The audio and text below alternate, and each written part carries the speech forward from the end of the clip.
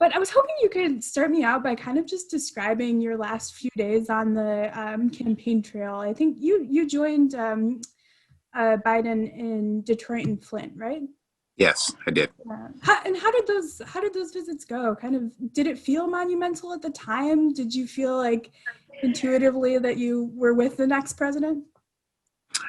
I mean, I felt like I was with the next president since March when I endorsed Joe Biden. Actually, I still love the fact that the last like normal rally that happened was in Detroit at Renaissance High School on March 9th. That all the happy pictures you see of Joe Biden and Kamala Harris without masks on are from that event.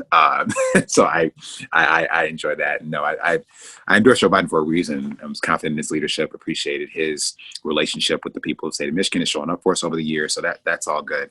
And the work to make sure that we're mobilizing Black voters didn't start a few days ago. It's something I think that the state party has tried to invest in over the last several years. It was something that was important. We were running in 18, and this year I really kind of made it my mission to make sure that we were engaging communities both in Detroit, but also in other cities like Flint, Saginaw, Benton Harbor.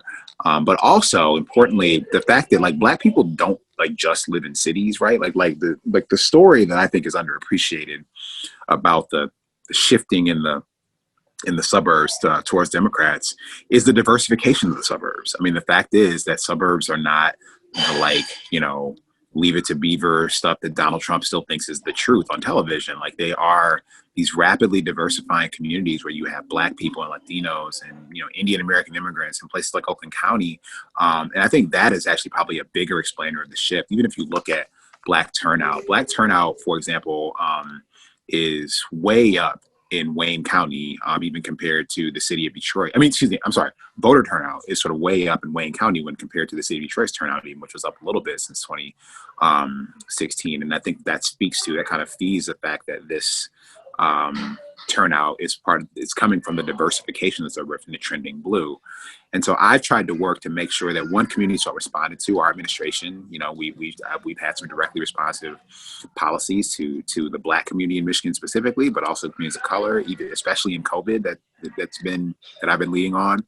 But also then on voting, we spent a lot of time on voter registration. And so, for example, in the last 7 months of the election, of this election season, we registered 319% more young Black men under 30 than we did 4 years ago. Black men made up 45% of those who were registered to vote in Detroit, young Black men, rather than 37% in 2016. So I think that speaking of participation inspired by the demonstrations for racial equity that have been happening this year, I think there's a lot going on. And I really wanted to make sure that energy was harnessed so that campaigns knew and would invest in the fact that you need to actually speak to people directly to reach them. And that includes Black voters and that includes Black men. And when you do so, like Black people will respond and will show up and will deliver victories quite decisively. And I'm really proud of that. Was it a challenge to reach those voters that you were targeting with the pandemic? No, you said to do it differently. I don't think it's challenging. I mean, the truth is reaching voters is just another fancy way of saying having a conversation with people. And so if you could have a conversation on a different platform or a different way. So I tried to find ways to do that virtually and physically, whether it was the sort of roundtables I had with young Black men, especially young Black men around the state about the power of voting. And that wasn't even a partisan conversation, though, just about voting is natural participation. And you can't, I would use a basketball analogy that like in order to win a basketball game, you have to score more points than the team. But you can't score if you don't shoot. Voting is shooting basketball. And so like you got to do that in order to win. Or whether it was things like, even though having some physical, safe events where we did we marched 200 Black men to the polls in Detroit a few Saturdays before the election to show not only that there was power in that, and it was really inspiring. People were like coming off of their porches and joining us to go vote at the Department of Elections, but also showing that it was easier to vote than it ever has been. You drop a ballot off in the drop box, and this was way before election day and all that kind of stuff. You could register to vote in person there if you needed to. So I think that work is really important, and I hope that it sets a new standard, frankly, for how campaigns and how the party engages with Black voters and is directly responsive to them. Yeah, I was going to ask. I mean, that strikes me as unique. I mean, I haven't covered many campaigns where people are streaming off porches to join you in marching. I mean, did it feel unique to you? It was inspiring to see people want to have their voices heard. I mean, really, I think people in this election felt like, you know, voters needed to have a say in how our country moved forward. And they deserved that. And so I'm glad that the people of Michigan made it easier for them to do so than ever. And I think the Biden campaign appreciated that too. And that's why they invested in Michigan in a way that, may not have happened 4 years ago. And I'm proud of that. And I'm probably proud of that team. And so when President Obama was here in Flint and Detroit, I mean, it's always a big deal when President Obama shows up anywhere. But for him to show up and to demonstrate that they cared so much about Detroit, to do two events with the former president, the fact that I was with Senator Kamala Harris in Detroit on election day, again, spoke to how much of a priority this was for the campaign. And I think they should be proud of that. And again, it should really set a standard for a floor even, for how engagement should happen in the community. You mentioned Senator Harris.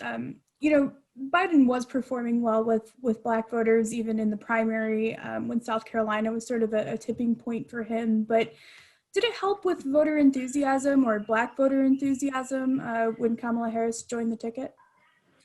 I think Senator Harris was an unambiguous positive in terms of adding to the ticket. I mean, she added in terms of campaigning. She added in terms of a governing partnership that I know they'll have. They're sort of non-overlapping experience. I know something about being like a Black running mate with a non-overlapping life experience to my white counterpart. So Senator and I kind of bonded over that that commonality. But I think that she certainly was a person who people were excited to work with and to get behind. I think people were going to be excited to see her leadership and support that. But she's also, just like accessible. And so I think that the community will feel like they have her ear. And that's important, that you feel like that you have your elected officials' ear, that they'll be responsive to you. And I certainly feel that way from her. And I think people in Michigan should uniquely feel that because of how much they showed up here in Michigan. It sounds like what you're describing is kind of a blueprint for campaigning and for courting the Black vote on the campaign trail. As an office holder yourself, how do you keep that promise? Once you're in office, what do politicians have to do to earn that trust and support, not just on the campaign trail, but in the positions they hold?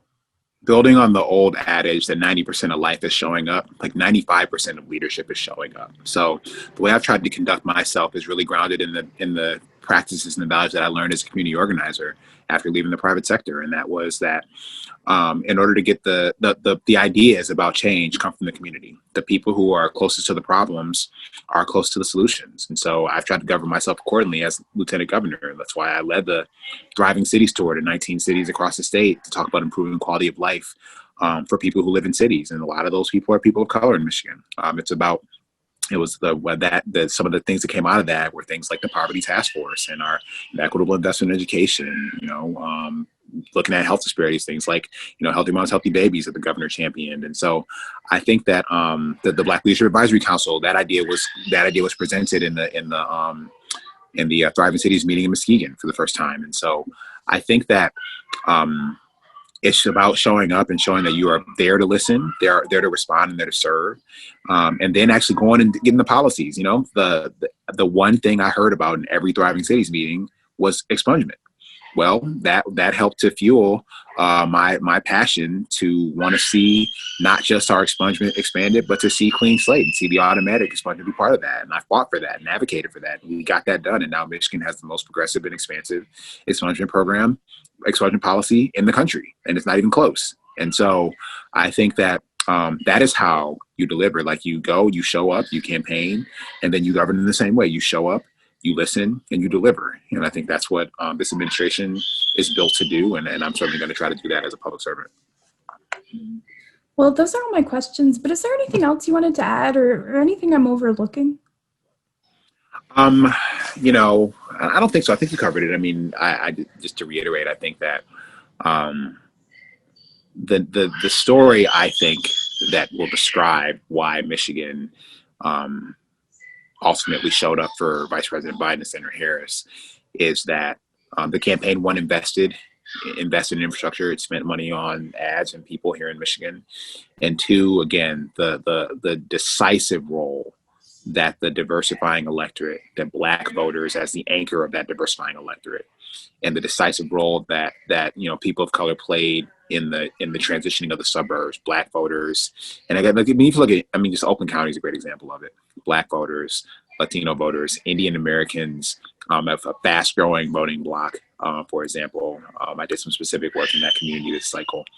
Um, that is the story of how Michigan moves forward, and it's consistent with the story of Michigan overall. That our people and our diversity, that is our power, that is our strength. The innovation that we have comes from that. The grit that we have comes from that. And I think the Biden Harris campaign understood that, and that's why we're going to be great partners together.